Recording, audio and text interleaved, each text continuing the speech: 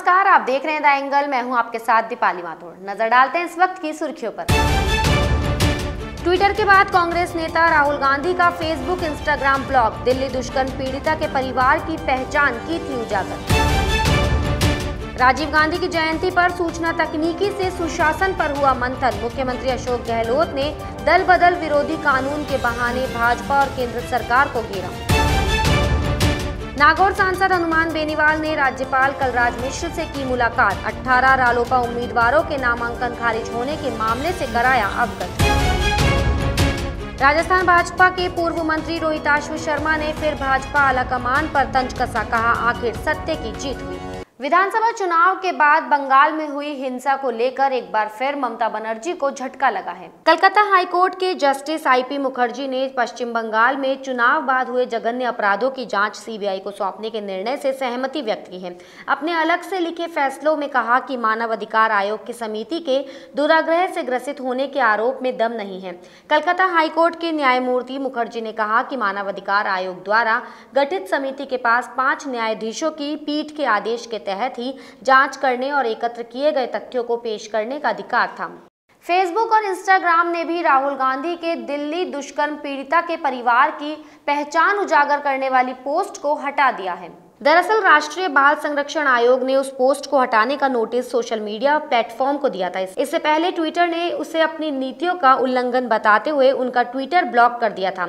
इसको लेकर सियासी गलियारों में हंगामा मच गया था। पंजाब के मुख्यमंत्री कैप्टन अमरिंदर सिंह और नवजोत सिंह सिद्धू के बीच की दूरियां अब खत्म होती नजर आ रही है। पार्टी और राज्य सरकार के बीच बेहतर तालमेल सुनिश्चित करने के लिए 10 सदस्यीय रणनीतिक नीति समूह स्थापित करने का निर्णय लिया है। इस समूह का नेतृत्व मुख्यमंत्री करेंगे। सिद्धू और पार्टी के 4 कार्यकारी अध्यक्ष के साथ साथ पार्टी महासचिव परगट सिंह भी सदस्य होंगे। कैप्टन अमरिंदर और कांग्रेस प्रदेश अध्यक्ष नवजोत सिंह सिद्धू ने मुलाकात की। इस दौरान नागरा और परगट सिंह भी मौजूद रहे।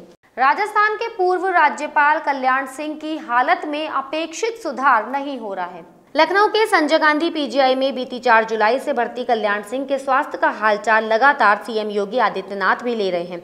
सीएम योगी आदित्यनाथ ने भी नई दिल्ली से लौटने के बाद संजय गांधी पीजीआई जाकर कल्याण सिंह के स्वास्थ्य का हाल लिया। पूर्व मुख्यमंत्री कल्याण सिंह की स्थिति नाजुक है। वे जीवन रक्षक प्रणाली पर हैं। विशेषज्ञ सलाहकार उनकी कड़ी निगरानी कर रहे हैं।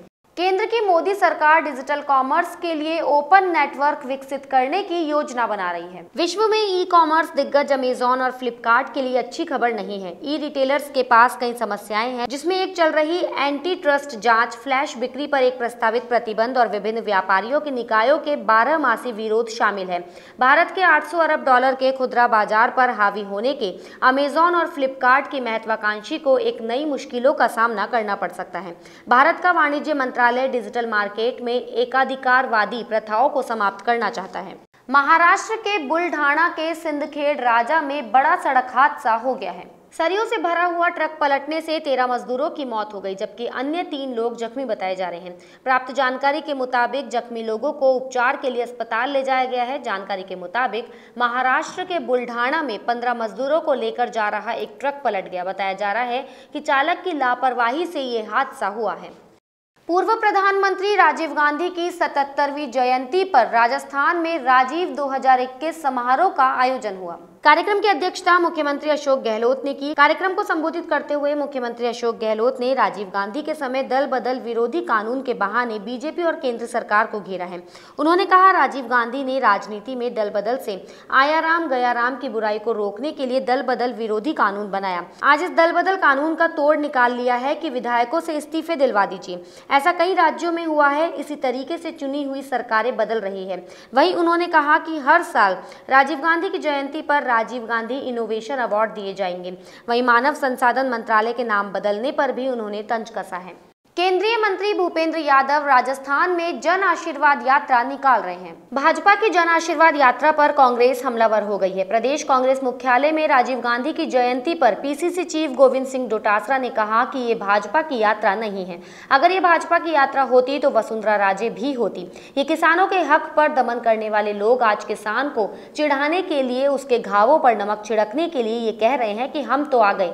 डोटासरा ने मुख्यमंत्री के चेहरे पर तंज कसते हुए कहा कि भूपेंद्र यादव भी राजस्थान के मुख्यमंत्री पद के नए उम्मीदवार हो गए हैं।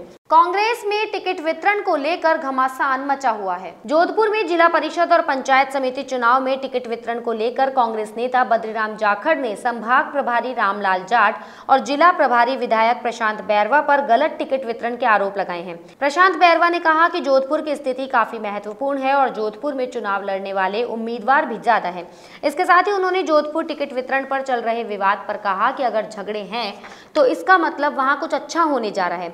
बैरवा ने कहा कि पूर्व सांसद बद्रीराम जाखड़ के अलावा किसी ने भी टिकट को लेकर शिकायत नहीं दी है। नागौर सांसद हनुमान बेनीवाल के नेतृत्व में 5 सदस्यों के प्रतिनिधि मंडल ने राज्यपाल कलराज मिश्र से मुलाकात की।